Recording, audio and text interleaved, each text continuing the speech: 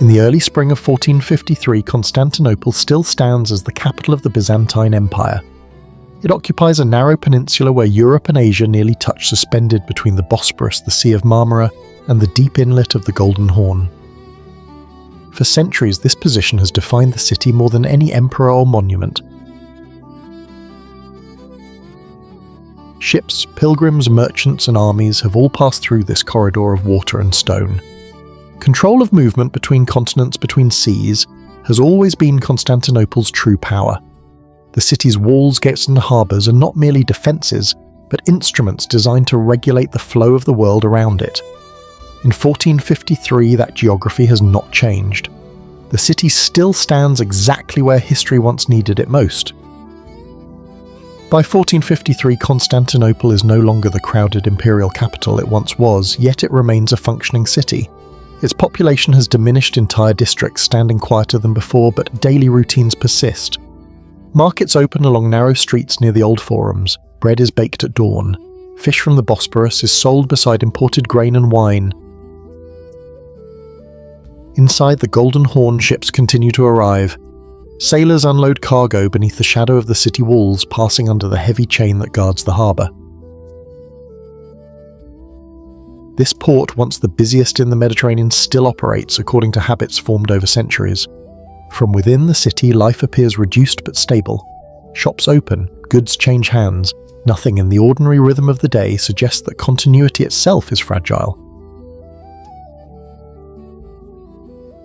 Constantinople was not built all at once. Its urban form is the result of continuous adaptation layered over centuries. What began as a strategically placed settlement expanded outward as imperial needs grew. Each period added structures without fully erasing what came before. Streets shifted, walls were extended, neighbourhoods formed around access to water trade routes and defensive lines. The city's growth followed practical necessity rather than symmetry. Hills were levelled where possible, roads curved to accommodate terrain, and older public spaces were repurposed rather than replaced. Large arteries connected gates to harbours, allowing goods and people to move inward from the edges toward administrative and religious centres.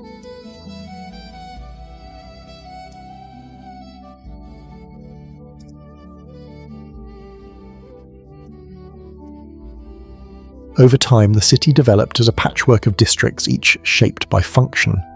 Some areas grew dense and active, others thinned as population declined. Yet the overall structure remained intact, an urban framework built for a much larger empire still standing, even as the city itself contracted within it. At the heart of Constantinople, power and commerce converge through proximity rather than spectacle. The city does not rely on a single focal point, but on a network of spaces that sustain its authority and economy. Broad avenues lead inward from the gates toward administrative quarters, religious complexes, and major markets. The Great Palace complex, though diminished in use, still anchors imperial presence near the Sea of Marmara. Nearby, Hagia Sophia dominates not only the skyline but the spatial logic of the city, surrounded by courtyards, auxiliary buildings, and processional routes. These structures organize movement, drawing people inward for governance, worship, and exchange. Along the Golden Horn, harbours and warehouses form another centre, functional rather than ceremonial. Goods pass from ship to shore, from storage to market, feeding the city's internal circulation. Nothing here operates in isolation. Streets, ports, and institutions function as interdependent parts of a system designed to keep the city running even in reduced form. Daily life in Constantinople moves at a restrained, familiar pace. Streets narrow as they approach the markets where goods change hands with little ceremony. Vendors call out prices. Animals are led through crowded passages. Carts move slowly over uneven stone, forced to yield to foot traffic. Most work is physical and visible. Fishermen unload their catch along the harbour. Craftsmen repair tools rather than replace them. Labour is continuous, shaped by habit rather than ambition. Movement through the city follows established routes from homes to workshops, from markets back to enclosed courtyards. There is no sense of urgency in these routines. Time is measured by daylight bells and repetition. People pause, they wait, they resume. Between actions, the city breathes. Footsteps fade. Wind moves through empty streets. For brief moments, nothing happens at all, and the city appears suspended, active, yet strangely still. Behind the visible routines, the city carries strain. Many districts remain partially empty buildings, left unrepaired spaces once active, now quiet. Poverty is present but normalized. Food is sufficient for some, scarce for others. Aid comes through churches and informal networks rather than organized systems.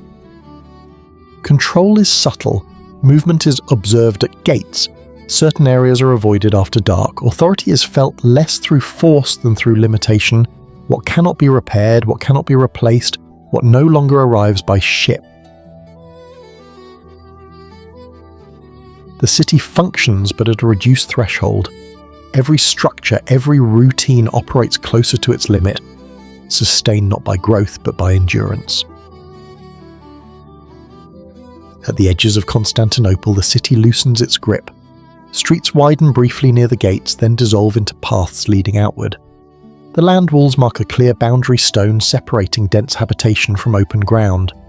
Beyond them lie fields, gardens, and scattered structures tied loosely to the city's economy. Traffic through the gates is regulated and predictable. Goods enter. People leave. Nothing lingers long at these thresholds. The walls are not only defensive barriers but lines of transition where urban order gives way to uncertainty. Here the city feels thinner. Sounds fade fast. Movement slows. The sense of enclosure that defines Constantinople begins to weaken. As night settles, Constantinople withdraws into itself. Lamps glow behind stone walls. The harbour darkens. The streets empty without ceremony. The city remains intact, unchanged in form, holding its familiar shape against the dark.